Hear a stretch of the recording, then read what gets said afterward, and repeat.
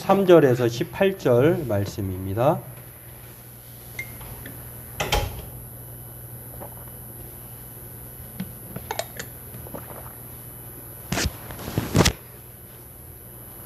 히브리서 6장 13절에서 18절 우리 함께 같이 읽도록 하겠습니다. 하나님이 아브라함에게 약속하실 때에 가리켜 맹세할 자가 자기보다 더 큰 이가 없으므로 자기를 가리켜 맹세하여 이르시되 내가 반드시 너에게 복주고 복주며 너를 번성하게 하고 번성하게 하리라 하셨더니 그가 이같이 오래 참아 약속을 받았느니라. 사람들은 자기보다 더 큰 자를 가리켜 맹세하나니 맹세는 그들이 다투는 모든 일의 최후 확정이니라. 하나님은 약속을 기업으로 받는 자들에게 그 뜻이 변하지 아니함을 충분히 나타내시려고 그 일을 맹세로 보증하셨나니 이는 하나님이 거짓말을 하실 수 없는 이 두 가지 변하지 못할 사실로 말미암아 앞에 있는 소망을 얻으려고 피난처를 찾은 우리에게 큰 안위를 받게 하려 하심이라. 아멘. 예, 우리 하나님은 살아계십니다. 그리고 우리 하나님은 오늘 말씀처럼 우리에게 피난처가 되십니다. 위기의 시대를 살아가고 있는 우리에게 오늘 말씀을 통해서 또 예배 시간을 통해서 하나님께서 참된 안식과 평강과 위로와 격려를 주실 줄로 믿습니다. 오늘 그 하나님의 은총이 예배하는 성도들에게 가득하기를 바라겠습니다. 오늘 말씀은 맹세로 보증하시는 하나님에 대한 말씀인데요. 하나님이 하나님보다 더 크신 분이 있다면 하나님이 그것을 들어서 맹세하겠다 이렇게 말씀하실 수도 있는데 하나님보다 더 큰 분이 없으시죠. 그리고 하나님만큼 말씀하신 바를 이루지 못하시는 분이 안 계시죠. 그렇기 때문에 하나님이 맹세로 보증하시면서 하나님께서 오늘 보증하시는 것만큼 약속을 성취하신다, 이루신다고 하는 것들을 오늘 성경은 우리에게 말을 합니다. 성경에서 하나님을 가리켜 말할 때 약속하시는 분 언약의 하나님이라고 우리가 말을 하는데요. 하나님은 우리를 사랑하시기 때문에 약속을 하지 않아도 되는데 우리가 가끔 이렇게 생각할 수 있을 것입니다. 이렇게 비견할 수 있는데 부모님이 자녀에게 뭔가를 약속을 해요. 사실 그 약속은 하지 않아도 될 약속인데 하는 거예요. 왜냐하면 사랑하기 때문에. 마찬가지로 하나님이 우리 인간을 통해서 어떤 약속을 하시는 이유는 하지 않으셔도 되는데 우리를 사랑하시기 때문에 약속을 하시는 거예요. 오늘 이것들을 성경은 하나님은 약속하시고 또한 이루신다. 이것을 언약과 성취, 약속 또는 성취 이렇게 말을 하는데요. 이 성경을 보면 언약의 성취의 이야기가 이 성경이라고 하는 것입니다. 그래서 성경을 하나님께서 예수 그리스도가 오시기 전에 한 약속이다 해서 구약을 그렇게 구약이라고 옛 언약이라고 이렇게 말을 하고요. 신약은 오신 이후에 예수님을 통해서 주신 약속이다 해서 신약이라고 새 언약이다 이렇게 말을 합니다. 오늘 이 언약에 대해서 맹세로 보증하시는 하나님에 대해서 이것들을 살펴보고 하나님께서 사람들에게 약속해 주시고 그 약속을 따라 이루어 주시는 참 좋으신 하나님인 것을 늘 생각하면서 또 우리가 그 이 시대를 살아갈 때에 하나님이 우리에게 맹세로 보증하셨는데 그렇다면 우리는 이 시대에 어떻게 살아가야 하는가 오늘 이것들을 살펴보고 함께 은혜 나누는 저와 여러분 되기를 바라겠습니다. 먼저 오늘 본문은요, 하나님이 아브라함에게 언약을 약속을 맺으셨다는 것입니다. 이 하나님은 아브라함에게 약속하셨는데요. 그 언약을 행하시고 언약을 약속을 맺으시고 무려 25년 이후에 그 언약이 약속이 이루어진 것을 볼 수가 있는데 하나님께서 이 창세기를 통해서 오늘 본문은 하나님께서 약속하셨다고 하는 내용을 13절에 아브라함에게 약속하실 때에 이렇게 말을 하는데 이 약속이 도대체 무슨 약속인지 몰라요. 하나님께서 아브라함에게 뭐 큰 부자가 되게 해주시겠다고 하는 것인지, 아니면 명당 자리를 뭐 주시겠다고 하는 것인지, 또는 뭐 구체적으로 우리가 이 말씀 가지고는, 히브리서 말씀 가지고는 알 수 없지만 창세기 12장 1절에서 3절을 보면은요, 하나님께서 아브라함에게 하신 약속이 나와요. 이렇게 나와 있습니다. 한번 볼까요? 여호와께서 아브라함에게 이르시되 너는 너의 고향 친척과 아버지의 집을 떠나 내가 너에게 보여줄 땅으로 가라. 내가 너로 큰 민족을 이루고 내가 복을 주어 내 이름을 창대하게 하리니 너는 복이 될지라. 너를 축복하는 자에게는 내가 복을 내리고 너를 저주하는 자에게는 내가 저주하리니 땅의 모든 족속이 너로 말미암아 복을 얻을 것이라 하신지라. 하나님은 세 가지 약속을 아브라함에게 해주십니다. 그것은 무엇이냐면 너에게 큰 민족을 이루게 해주겠다는 것입니다. 그리고 네 이름이, 너의 명성이 온 세계에 빛날 것이다. 너의 이름이 창대케 되리라 라고 하는 것. 또 복의 근원이 되게 하셔서 너를 통하여서 너를 복주는 자에게 내가 복을 주고 너를 저주하는 자에게 내가 저주하겠다. 참 위대한 약속이죠. 하나님은 이 아브라함에게 약속하신 때가요, 아브라함의 나이가 75세 된 때예요. 그리고 그가 있었던 장소가 갈대아 우르라고 하는 원래 고향인, 자기가 태어나고 자기가 살아왔던 75년 동안의 고향 갈대아 우르라고 하는 그런 땅에서, 자기 아버지의 직업이 우상 장수인데 우상을 만들어 파는 그런 곳에서 하나님께서 이 아브라함에게 부르시고 약속을 해 주셨다고 하는 것입니다. 다시 말해서 이제는 너가 살았던 인생이 바뀔 것이다.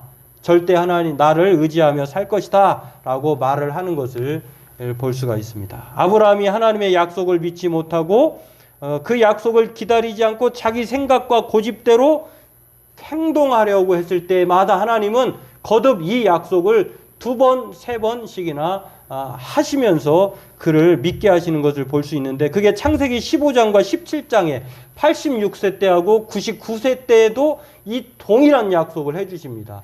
그러니까 하나님께서 한 번도 아니고 2번, 3번에 걸쳐서 약속하신 이유는요, 하나님이 약속을 못 지켜서가 아니라 자꾸 그 약속하신 것을 아브라함이 의심하는 거예요. 그리고 그 약속에 대해서 아브라함의 생각대로, 아브라함의 계획대로 그 약속을 자기가 이루어 보려고 하니까 하나님께서 아니야, 그게 아니야. 너가 데리고 있는 노예, 종, 엘리에셀도 아니고, 너희가 생각한 하갈이라고 하는, 이스마엘이라고 하는 하갈을 통해서, 종 하갈을 통해서 이스마엘이라고 하는 아들을 네가 너의 그런 후손으로 삼으려고 하는데 그게 아니야 라고 하면서 하나님은 86세 때도 99세 때도 2번에 걸쳐서, 총 3번에 걸쳐서 이 약속을 상기시켜 줍니다. 여러분, 오늘 성경은요 17절에 이 약속을 하나님께서 맹세로 보증하셨다 이렇게 말을 합니다. 이 맹세라고 하는 것은요, 굳게 다짐하다, 약속한 바를 지킨다라고 하는 뜻이에요. 내가 너에게 맹세한다라고 하는 것은 내가 다짐해, 약속을 반드시 지킬 거야 라고 하는 그런 의지의 단어예요. 하나님이 아브라함에 그렇게 말씀하셨다고 하는 것은 내가 반드시 그 약속을 이루어 주겠다고 하는 하나님의 마음이 담겨 있는 것입니다. 그래서 오늘 하나님께서는 맹세로 보증하셨다라고 말씀하시는데, 이 맹세할 때는 누구나 그 존재와 사물이 가장 크고 또한 절대적으로 신뢰할 수 있는 대상에게 하는 것이잖아요. 그렇기 때문에 오늘 맹세에 가장 많이 사용하는 단어로 하나님을 우리가 살면서 들어서 사용하는 그런 대화를 볼 수 있는데, 내가 하나님의 이름으로 맹세한다, 내가 하나님의 이름으로 그렇게 너하고 약속한다, 이렇게 할 때가 있잖아요. 이거는 하나님이 그 정도로 크시고 하나님이 진실하시다고 하는 뜻을 우리가 생각하는 것입니다. 때문에 그 정도로 이 약속이 하나님이 말씀하신 것이 사실이고 확고하고 믿어달라는 것을, 그리고 반드시 성취하겠다고 하는 의지를 발견할 수 있다고 하는 것입니다. 오늘 이 맹세로 보증이라고 하는 단어를 유진 피터슨이라고 하는 분이요, 메시지 성경에 이렇게 말을 합니다. 바위처럼 단단하여 깨지지 않는 자신의 말씀으로 보증해 주셨다. 여러분, 하나님이 맹세로 보증하셨다고 하는 것은요, 그냥 흙바닥에 그렇게 보증서를 쓴 것도 아니고 종이에 쓴 것도 아니고, 이건 사라지고 번지고 없어져요. 그런데 이렇게 하나님께서 자신의 약속을 단단하고 깨지지 않는 바위에 새겼다고 하는 것은요, 이 약속을 반드시 이루겠다고 하는 놀라운 하나님의 의지라고 하는 것입니다. 오늘 하나님께서는요, 이렇게 잊어버린 바 되고 또 초조하고 기다리지 못하는 아브라함에게 100세 때에 드디어 약속을 지켜주신 것을 볼 수가 있습니다.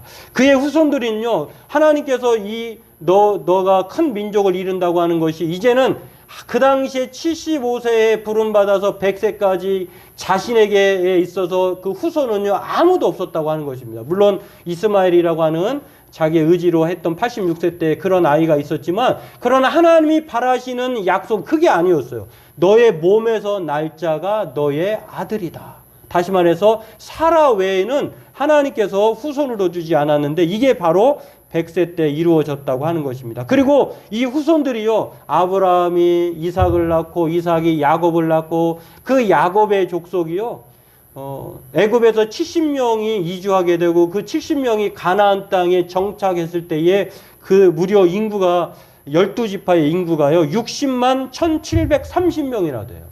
다시 말해서 하나님이 큰 민족을 이루게 해주셨다고 하는 것들이 바로 이 가나안 땅에 정착했을 때 인구의 수를 보면 이루어졌다는 것을 알 수가 있습니다.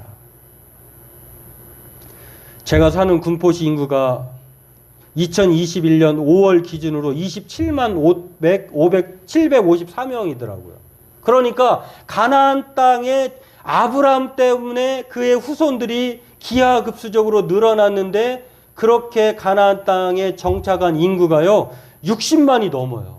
다시 말해서 군포시 인구의 2배하고도 또 6만 2,222명이나 더 돼요.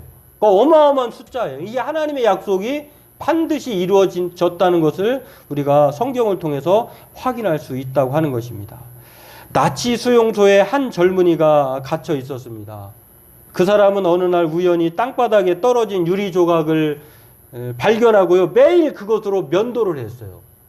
나치 수용소라고 하는 건 유대인을 학살한 정말 그런 못된 짓을 했던, 그런 가둬두었던, 언제 죽을지 모르는 그런 수용소 아니겠습니까? 그런데 한 사람은요, 땅바닥에 떨어진 유리 조각을 발견했어요. 그리고 그 유리 조각을 가지고 면도를 합니다. 이 사람이 왜 면도를 했을까? 나치들은요, 노인들, 힘이 없고 병들어 일할 수 없는 사람들을요, 먼저 가스실에 끌고 갑니다. 죽이는 거예요. 너는 가치가 없어. 노동력이 너에게는 하나도 남아있지 않아. 우리가 왜 너를 치료해야죠? 그러니까 나이 들고 병든 사람이 먼저 죽는 거예요. 근데 이 사람은요, 매일 그 주운 유리 조각으로 면도를 합니다. 왜 면도를 했을까? 가스실로 끌려가지 않기 위해서. 자기가 이 수염이 덥수룩하면 이 수용소 간부들이 볼 때 자신이 또 병약하게 보일 수도 있고 늙어 보일 수도 있다고 생각을 해서 매일 젊어 보기 위해서 면도를 했다는 거예요. 이 사람이 바로 전 세계적으로 유명한 정신분석학자인 빅터 프랭클이라고 하는 사람입니다. 죽음의 수용소에서 의미요법을 개발한 사람. 환경을 보면 도저히 살아갈 수 없는 환경이지만, 그러나 나름대로 의미를 갖고 살면 살 수 있다고 하는 그 희망을 알려준 사람. 그가 한 유명한 말이 있습니다. 한번 볼까요? 하나님의 도움은 결코 늦는 법이 없습니다. 다만 우리가 너무 성급할 뿐입니다. 이 말이 정말 우리 가슴에 와닿는 말인 이유는요, 우리 한국 사람처럼 빠른 사람이 없어요. 답답해해요. 하나님의 도움은 결코 늦는 법이 없습니다. 이 사람은 죽음의 수용소 이거를 깨달은 거예요.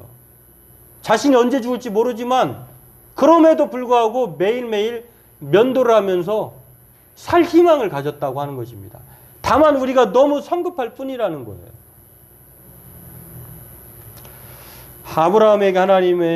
아브라함에게 있어서 이 기다림의 시간은요, 광야라고 하는 것입니다. 정말 기도보다 힘든 게 기다림일 거예요. 여러분, 우리가 어떤 시험을 치르고 또는 어떤 결과를 발표할 때의 기다림의 그 시간이 얼마나 초조하고 또 참기 힘들고 고통스러운지 저와 여러분 누구나 아실 것입니다. 바로 그 기다림의 시간이 광야예요, 광야. 그런 광야의 시간을 보내는 아브라함에게 하나님은 3번에 걸쳐서 약속하신 바를 이루어 주겠다. 그리고 드디어 약속을 이루어 주십니다. 그렇기 때문에 오늘 우리가 오늘 본문을 통해서 서두르거나 조급하지 않는 사람이 되기를 바랍니다. 하나님은 때가 되면 이루어지시고 또 하나님은 그 약속하신 말을 잊지 않으신다고 하는 것입니다. 오늘 하나님은 거짓말도 하지 않고 오늘 이 히브리서 기자는요, 하나님의 약속을 지키시는 그 반드시 그 근거를 2가지를 얘기하는데요. 하나님은 거짓말하지 않는다는 거예요. 그리고 하나님은 말씀하신 바를 어기지 않는 신실하신 맹세로 보증하는 분이라고 말씀하고 있다고 하는 것입니다. 오늘 그렇습니다. 아브라함에게 약속하신 내용을 한 문장으로 요약하면은요, 14절의 내용이에요. 그것이 무엇입니까? 내가 반드시 너에게 복주고 복주며 너를 번성하게 하고 번성하게 하리라. 오늘 하나님께서 아브라함에게 하신 약속이 바로 이거예요. 오늘 하나님께서 저와 여러분에게 이렇게 약속하신 줄로 믿습니다. 내가 반드시 너에게 복주고 복주며 너를 번성하게 하고 번성하게 하리라. 이 말씀을 믿고 힘든 세상 오늘 말씀 가운데 그 하나님을 의지하고 살아가는 저와 여러분 되기를 바라겠습니다. 2번째로는요. 오늘 본문은 모든 상황에서 오래 참음과 소망은 우리에게 큰 안위를 가져다 준다는 것을 말합니다. 하나님은 약속하셨어요. 오늘 본문을 통해 우리가 기억해야 될 또 하나의 사실은 우리가 이 힘들고 어려운 세상에서 하나님 앞에 오래 참고 소망 가운데 살아가면 우리에게 큰 안위가 주어진다고 하는 것입니다. 오늘 이 큰 안위, 오늘 성경은 그렇게 안위를 얘기하지만 히브리서 전체의 내용에서 이 안위라고 하는 것은요, 피난처 또는 구원, 또 시련으로부터 해방, 이런 뜻을 가졌어요. 우리가 기억해야 할 것 바로 하나, 다름 아닌 약속을 믿고 살아가는 우리의 삶의 태도가 오래 참음과 소망의 소유라고 하는 것입니다. 약속을 믿고 산다는 것을 다른 말로 한다고 하면은요, 하나님을 믿고 산다고 하는 뜻으로 바꿀 수 있습니다. 약속을 믿는다. 나는 하나님을 믿는다. 그래서 오늘 히브리서 기자는 아브라함의 예를 들어서 우리가 세상을 사는 데 있어서 어떻게 살았는지를 권면합니다. 하나님은 맹세로 보증하셨어요. 자신의 명예를 걸고 약속을 이루시는 분인데 약속의 상대방인 우리 또한 몇 가지 분명한 삶의 태도를 가지고 살아야 한다는 것을 말합니다. 그게 바로 오래 참음이고 소망을 가지고 살아가야 한다는 것입니다. 미국의 어느 목사님의 이야기입니다. 비행기를 기다리고 있는데 옆 사람이 인생이 고달프다고 불평합니다. 투덜거립니다. 그래서 호기심이 생겨서 어제 저도 이렇게 화분갈이 하다가 어느 분이 부부가 이제 교회에서 이렇게 보세요. 앞에서 우리 보니까 교회를 찾는 것 같아요. 근데 그 2 부부가 그러니까 먼저 위에 계신 사시는 그 권사님이 내려가시면 그분을 만났어요. 만나니까 교회를 찾는데 이사 왔다 하면서 저희는 여기 마당에서 이제 화분갈이 하고 있는데 그러셔요. 그래서 이제 교회를 찾는다고 하니까 제가 나갔죠. 나가서 땀 뻘뻘 흘리고 이제 하는데 교단 마크를 어느 소속이냐고 장로교회요? 라고 물으시고 합동입니까? 통합입니까? 물으시고 그러셔요. 그래서 우리는 대신 측입니다. 안양대에 속한 그런 교회입니다. 근데 마크가 없다는 거예요. 저 위에는 보니까 이 앞에는 없는데 위에 유리창에는 있잖아요. 근데 굳이 합동이나 통합을 찾는 이유가 무엇입니까? 라고 물었더니 꼭 그러지 않아도 다 하나님의 교회 아니겠어요? 이제 요즘 하도 뭐 염려하는 거는 이해가 돼요. 하도 이상한 교회들이 많으니까. 근데 또 반대로 생각하면요, 하도 이상한 교인도 많아요. 네, 어떤 이유로 교회를 찾으시냐고 물었더니 이제 뭐 주저주저 하셔요. 그래서 혹시 상처가 있으신가 보죠? 그랬더니 네, 그러시더라고요. 교회에 상처 없는 분이 안 계시는 분이 없죠. 오래 참는 게 힘든 거예요. 물론 이제 마땅한 이유가 있어서 떠나시는 분도 계신데 참 그런 여러 가지 이야기를 한참 동안 했는데 그래도 한 명이라도 뭐 또 소개하는 거 좋지 않겠어요? 그래서 이렇게 저기 뭐 얘기하시는데 요즘에 그런 성도들을 보면서 교회 찾는 게 참, 그래서 제가 그랬어요.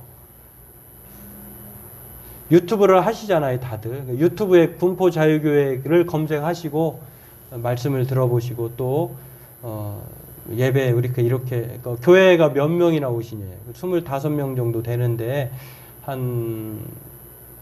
지금은 한 뭐 12~13명 나머지 오신다 이렇게 말을 했더니 그분들의 이야기가 이제 그런 내용이에요. 보면 큰 교회를 찾으시는 거예요. 이제 그런 여러 가지 이유가 있으시고 그런데 또 뭐 살펴보시다가 이제 언제 기회 되시면 교회 한번 오시라고 했는데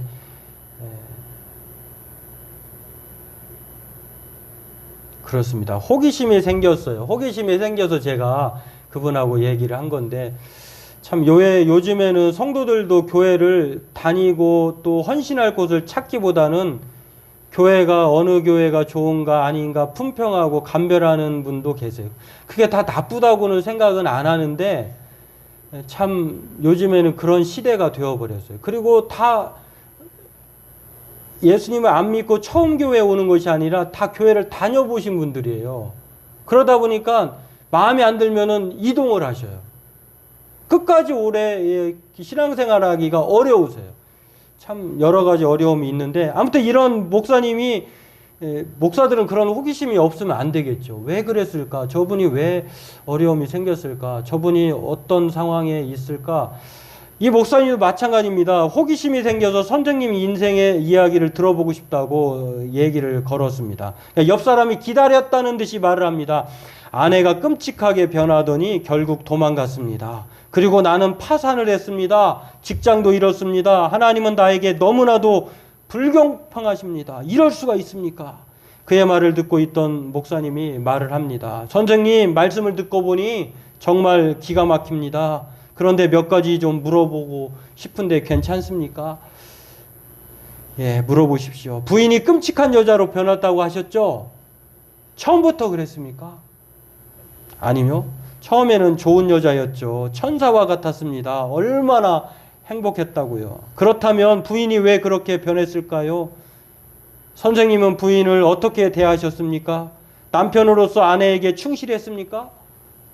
혹 여러 가지 어리석은 일로 파경의 단서를 제공하지는 않았습니까? 물론 나도 아내에게 실수한 게 있지요.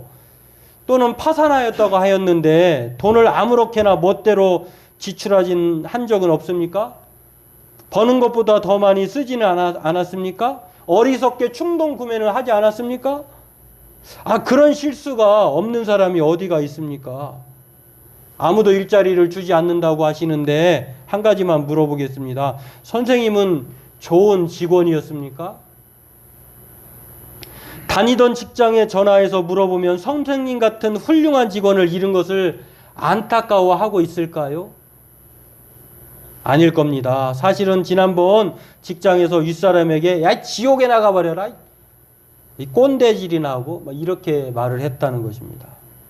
제가 들어보니 선생님은 잘못된 씨를 너무 많이 뿌렸기 때문에 그래서 지금 이 결과를 거두는 것 아닐까요? 이렇게 말해 주었다는 것입니다. 여러분 인생이 깨지고 삶이 고달프다고 말하며 어디론가 떠나기 위해 이 비행기를 타려고 기다리던 이 사람의 문제가 무엇일까요? 아마도 오래 참지 못함 그리고 성실하지 못한 그런 삶의 태만이 아닐까.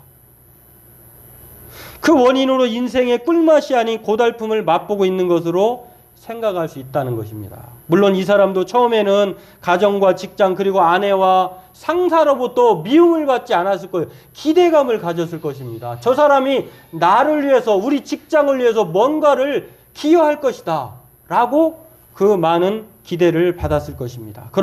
그러나 좋은 결과를 만들어내지 못한 것은 자신에 대해서 충실하지 못한 것, 또 자신이 그렇게 오래 참아내지 못한 것이라고 하는 것입니다. 오늘 성경은 맹세로 보증하시고 거짓말할 수 없는 분이라고 하나님에 대해서 신실하심을 말합니다.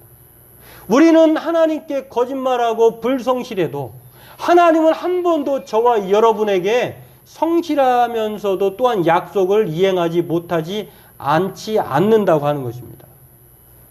우리나라 속담에요, 우물을 파도 한 우물을 파라는 말이 있어요. 한번 시작한 것을 몰입해서 끝까지 하라는 뜻인데 선택과 집중으로 중요성을 강조하는 말입니다. 마찬가지 우리가 하나님의 약속을 받기 위해서는 아브라함처럼 모든 상황에서 기근이 있을 때나 자기의 뜻대로 이루어지지 않을 때나 아브라함은요, 하나님의 오래 참음과 소망으로 이 약속을 이루어 받았다고 하는 것입니다. 오늘 그렇게 사는 사람이 성경의 18절에 오늘 큰 안위, 이 큰 안위라고 하는 것은요, 파라클레시스라고 하는 헬라어 단어인데 이거는 위로, 격려라고 하는 뜻이에요. 하나님 앞에 오래 참고 소망 가운데 사는 사람에게 하나님은 큰 위로와 격려, 피난처를 주신다고 하는 것입니다. 여러분, 이 위로를 말할 때에 생각나는 한 사람이 있습니다. 누가복음 16장 19절에서 31절에 나오는 부자와 나사로 중에서 나사로가 죽어서 둘 다 죽었는데 아브라함의 품에 안긴 이 나사로에 대해서 아브라함이 한 말이 있습니다. 누가복음 16장 25절에 이렇게 말합니다. 아브라함이 이르되 예, 너는 살았을 때에 좋은 것을 받았고 나사로는 고난을 받았으니 이것을 기억하라. 이제 그는 여기서 위로를 받고 너는 괴로움을 받느니라. 오래 참는 자, 하나님께 소망을 두는 자는 이 위로를 받게 돼요. 오늘 하나님은 자신의 명예를 걸고 아브라함에게 복 주시기를 약속하신 것처럼 우리에게도 큰 안식을 약속하셨습니다. 그리고 하나님은 이 맹세로 보증하심으로써 아브라함에게 약속을 이루어 주셨듯이 저와 여러분에게도 이 약속을 이루어 주실 것입니다. 그렇다면 우리는 이 위기의 시대, 이 코로나 광야가 길어진 이 시대를 어떻게 살아가야 될까? 오래 참고 소망 가운데 살아가야 될 줄로 믿습니다. 이 하나님께 인생을, 하나님께 소망을 두며 살았던 다윗의 고백을 통해서 오늘 저와 여러분들 다시 한번 하나님께 소망을 가지길 바랍니다. 다윗은 이렇게 말합니다. 시편 39편 7절에 주여 이제 내가 무엇을 바라리요? 나의 소망은 주께 있나이다. 우리 한번 같이 따라서 같이 한번 읽겠습니다. 주여 이제 내가 무엇을 바라리요? 나의 소망은 주께 있나이다. 기도하겠습니다. 하나님,